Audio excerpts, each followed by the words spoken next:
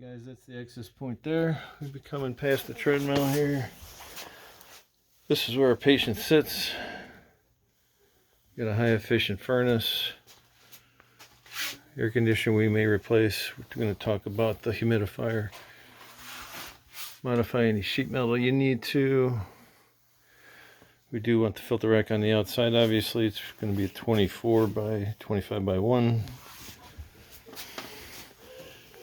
Modify any PVC that we need for drain line.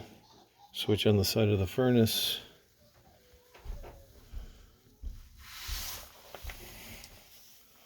This is a better view of this side. We need a bottom box, 8-inch new gas shutoff.